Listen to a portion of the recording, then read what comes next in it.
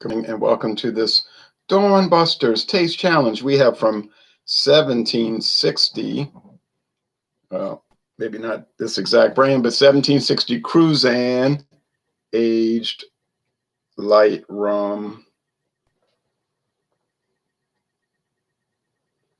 A blend of rums aged 1 to 4 years, produced in St. Croix, the island of St. Croix in the United States Virgin Islands, and bottled in Illinois by Cruzan International. $9.99 for this bottle. I did see it somewhere else for $8.99. $8.99. But the typical price would be $9.99. Okay. The competitor. Oh boy. Ron Rio Silver. Nice looking label, Clipper ship. Korean rum, bottled in Weston, Missouri. It says by Ron Rio, but it's McCormick Distilling. I put a link for that. Young Mr. Jazz. Good morning, Ron. Good morning to you, young Mr. Jazz. Okay. This was $6.99 for 1 liter. 1 liter bottle, $6.99 at Super Discount Store on Louisiana Highway 47, northbound in Chalmette, Louisiana. Super Discount Store. I also bought a bottle of Clubhouse the same day. That was in 2018. And that was $6.99. Now, if I'd have bought 2 of the same bottle, it would have been $5.99. But I didn't want 2 liters of each. First of all, I never tried them, and I wasn't interested in having that much. So it worked out. I paid the $2 extra, so that's fine. Same with Cruzan. I could have gotten the 1,750 milliliter glass bottle, and it would have been cheaper per ounce. But, I figured this was enough. And I'm still trying to decide with the Ron Rico. When Dixie has them for $9.49, it's like, should I just get the 750 or buy the 1,750? I need advice.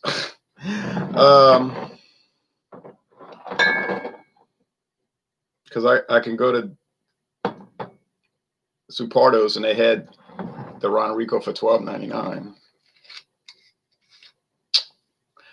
But I'm kind of leaning towards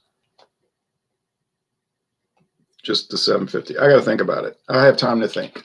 Because once I finish rum on probably Monday, although I might do the Monday slot Sunday because Monday's not really a good day for this. But see, it's kind of yellow like Chardonnay. Maybe on video it just looks clear, but it is not.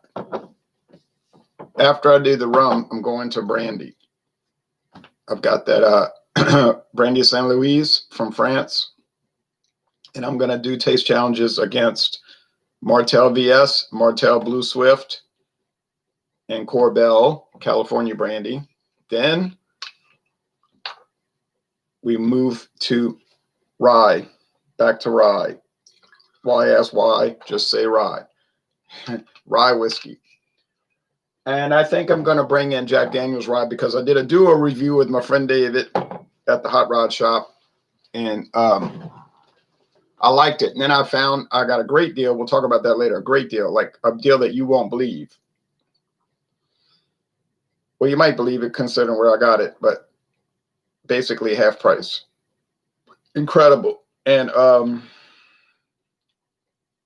so I'll do since I've already had Jack Daniel's rye, I may as well bring it in and do a solo review and then do taste challenges. That'll be very interesting.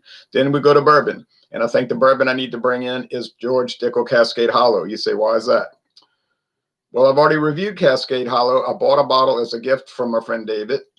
$8.99 a liter. Incredibly low price. Basically half price.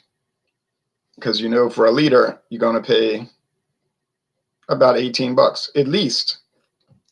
I think at least for George Dickel Cascade Hollow, which I don't think is made anymore, but it might be. You can still buy it, as evidenced by me buying it. But it's one of those things that they might not list it on their website, but they might still make it. It's an overflow product. What time is it there? Beardy Beer Review says it's 5:36 a.m. Central Time. Voltron, Defender of the Universe, says, morning, Ron. Good morning to you. So I think it'll make sense to do because I bought 2 bottles. I bought $8.99 bottle, gave it to him. My friend, he blew through that like it was. No, you know what? I think he still has some left. I think I recall seeing that on his shelf. Then I'll do the taste challenges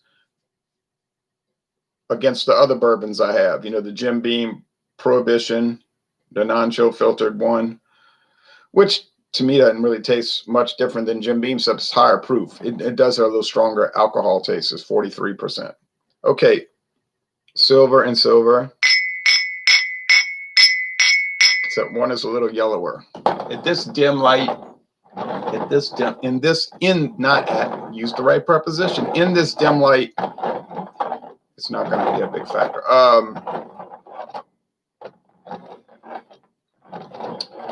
And we've got other bourbons, you know, to go up against. I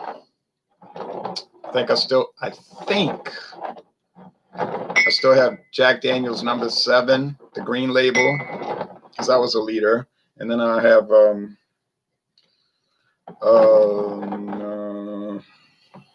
Tom Sims, 4-year aged.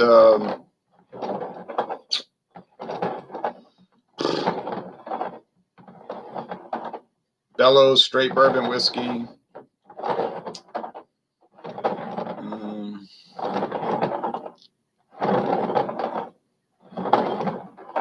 A few more, I can't remember. And then I got to do the blended whiskey, American blended, and I know what's coming up next. It's the J.W. Dance American blended whiskey, charcoal. What they call it, charcoal treated, charcoal filtered. Like they make a big deal out of it on the bottle. I said, okay, I'll get it. And then then Canadian whiskey got coming up is the bourbon mash, also known as blender's mash, depending on which vintage you bought. The Royal Bourbon mash or blender's mash. Then I'll go up against everybody. Have a little bit of the I think I have like one more taste left of Black Velvet. Thankfully, one more, because I never did care for that one. Then, of course, Crown Royal, I got the big bottle.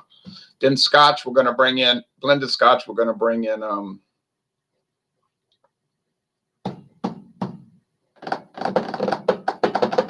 think John Barr is coming up next. John Barr, which I got for a good $7 cheaper. Then, single malt Scotch, I got Glenmorangie, their base model, you know, and so on and so on. It's just like endless, caught in an endless. What did Lou Reed say? You're caught in a vicious circle, surrounded by your so-called friends. You're caught in a vicious circle. Do you remember a vodka called Vox? At least I think it's vodka. Vox. No, not necessarily. I know Stevie Nicks did a notorious, infamous interview with a British magazine called Vox in 1992.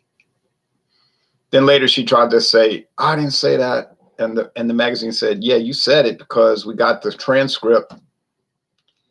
It's like you can't walk it back now.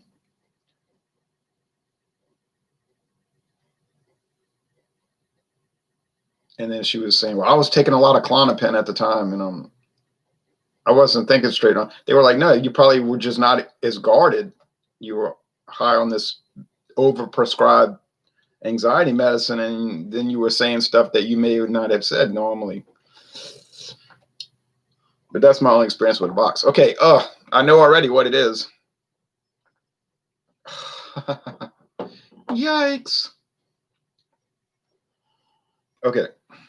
This is Ron Rio, the Rio rum,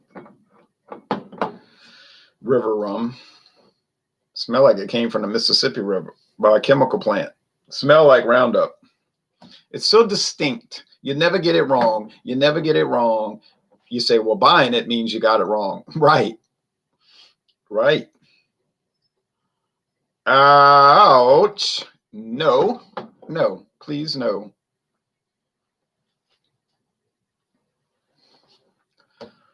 Whoa. And this one just smells like rum, you know, like peppery spice from black pepper, which it has no black pepper, a woodiness, a charcoal, the light molasses, etc. You say, well, that doesn't sound like something I'd want to smell. I don't think I'd like light rum. You may not, but they tend to have that. They tend to have that characteristic. You get some aberrations like the Caliber, which smells like a candy cane or rock candy, and strawberry shortcake. It smells good, but it doesn't smell. It smells so strange. When you're a stranger. All right. Now to tasting for good or ill. And in this case, for ill, because it's Ron Rio. Oh, help me. I have so much of the bottle left. I have. Oh, no. Where do I go? Who do I turn to? I got 65% of the bottle left of this tragic kingdom. I'm going to holler back, girl, because I can't deal with it.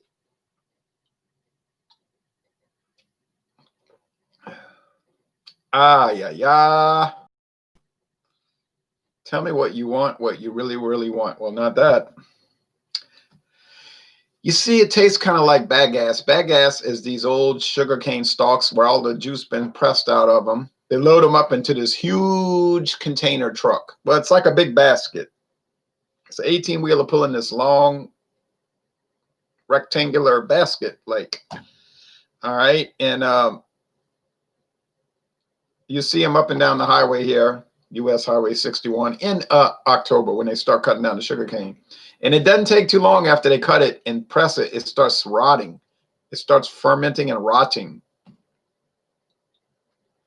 So then you get that smell, that gasoline smell. Reminds me of Victory.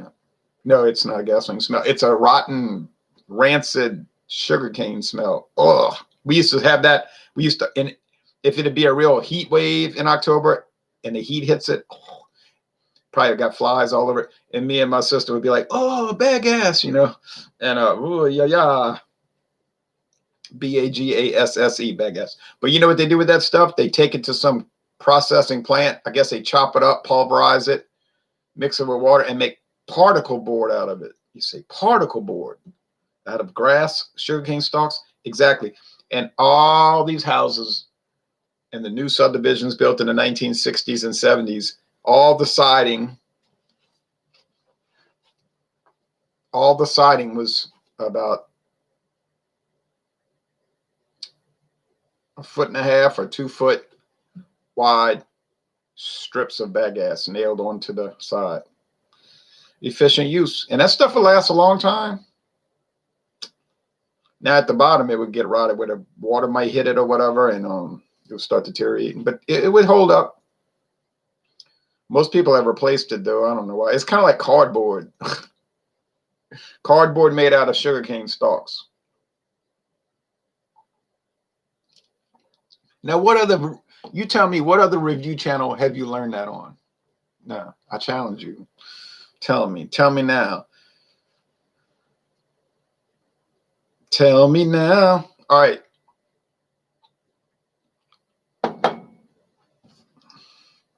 You know what this one tastes like?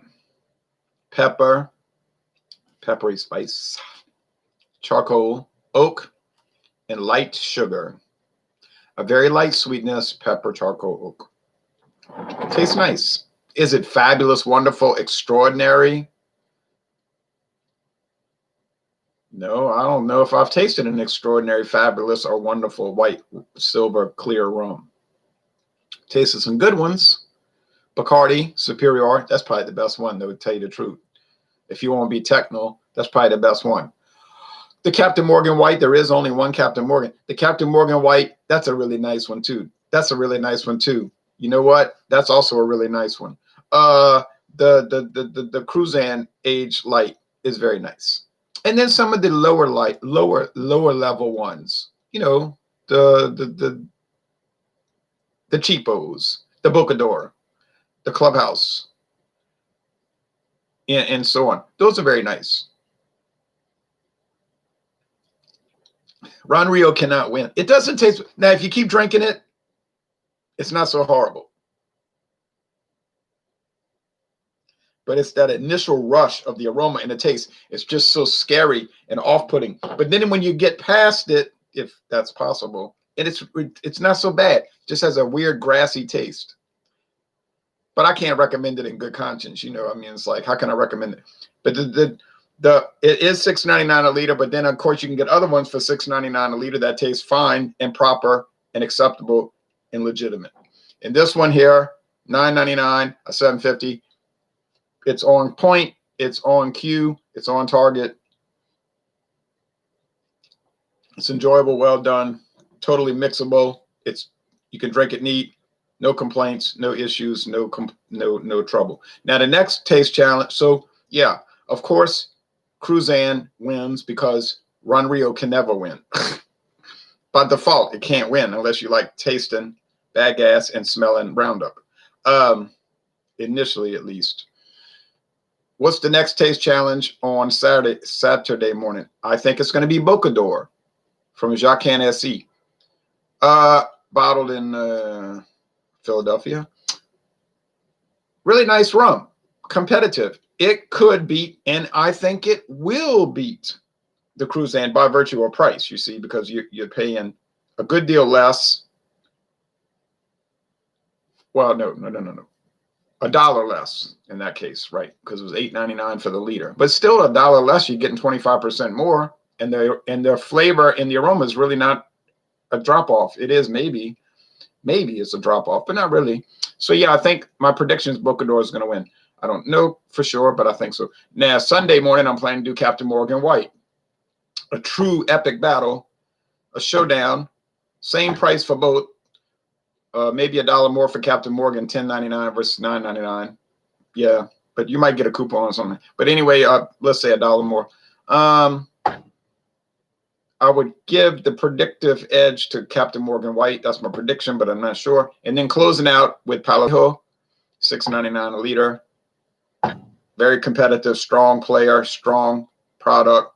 No complaint, no off flavor, no off aromas, no downside to it, except that you can't hardly find it. But Palo Viejo, I think it's going to be a real battle. And there's a reason I'm doing it last, and I'll explain that at that point, which would be Monday, but I might do it on Sunday. So that'll close out the rum. It was a very interesting and I'd say exciting taste challenge, but we're not done yet, so I'm not closing it out because we still have 3 left. So far, it's been very interesting and enjoyable. This one hasn't been a challenge by virtue of the idiosyncratic, strange, aberrant, and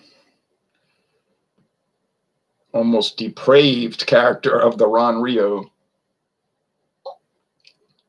But you have to say it's memorable. It's memorable. Anything bad tastes better than the more you drink it. Except for Camo. If you ever drink a Camo beer, like the Silver Ice or the 5X, no, they didn't get better. Or the Earthquake High Gravity, 12% or 10%.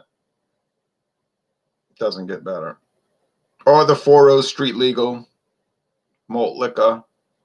Doesn't get better.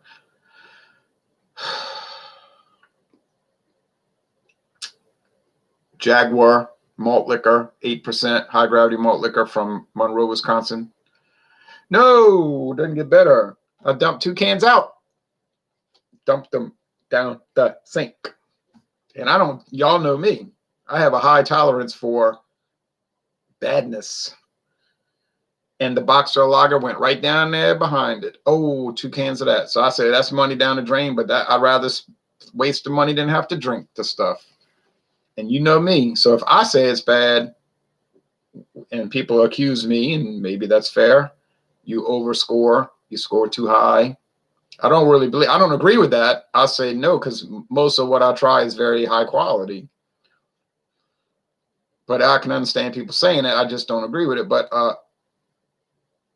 the point is, if I say it's bad, you know it's got to be bad, because I tend to give these products the benefit of the doubt, you see. All right, anyway, well, that's it. Ron Rio, you lose again, but you're always going to lose.